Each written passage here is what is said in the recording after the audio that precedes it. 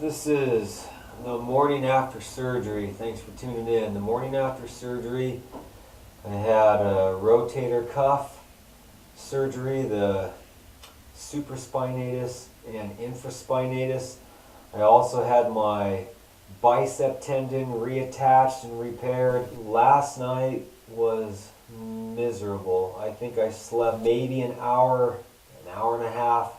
Otherwise, just despite being on, the general anesthesia and a nerve block, oh my God, was I in pain. I'm sorry.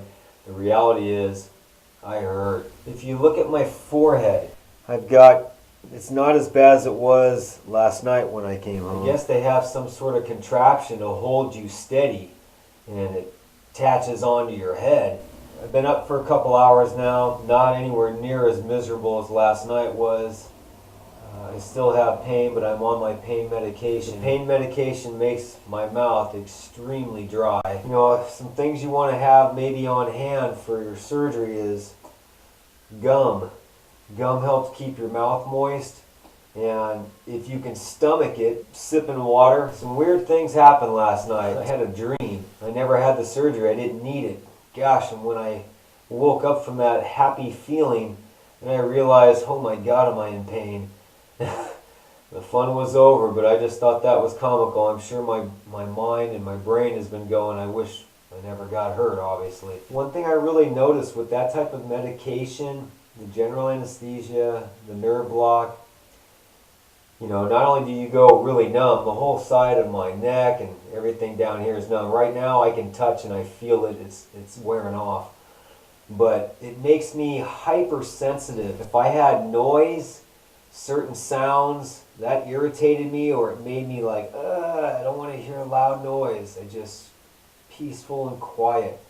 Very sensitive to bright light. Touch, and what I mean by touch is not just someone touching you, but when you sit in a chair.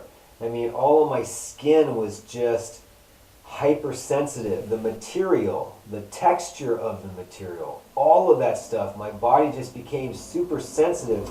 Something had to be more maybe like a cotton base, soft, easy going on your skin. I got hot when I was coming home. I was plenty warm. But last night, boy, man, I got the chills. And I know it's just my body going through shock. At least that's my assumption. But I had to put like snow gloves on my fingers so my fingers stayed warm because they started to really get cold. I had a little beanie cap for the top of my head, but not so much that it covered that forehead, so I could put the beanie on and just let it sit on and cover the back of my neck. And so maybe it sat over my ears, but then I could leave the forehead exposed. And that helped because it helped keep my neck warm, and it just helped keep my head warm.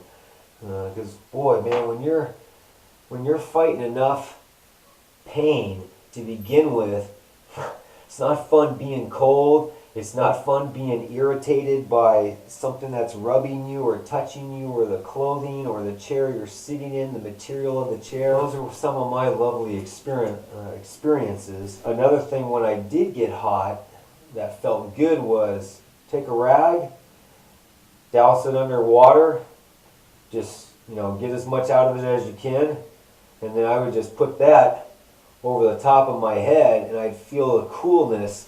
Because man, when you're in pain and you're aching all over the place, that's not a fun feeling. Sometimes you need to distract yourself. If you just sit there and focus on the pain, it hurts. I got up and walked around all night last night, just in my living room. That distraction of getting up, getting down, I need to focus on something else because I'm moving, that helps get your mind a little bit off the pain because you got to focus on something else. Those are some things you want to think about as far as your clothing. Make sure you're comfortable with it. Chairs where you may be sitting, make sure you've got a couple things where you might want to try to sit down. Lighting.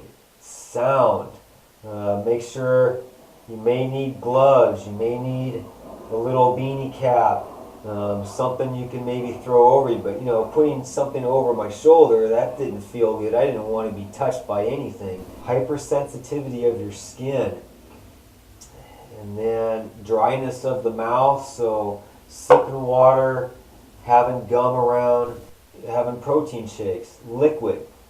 So, and definitely make sure you have someone home with you to watch over you, I'd say, for the first 24 hours.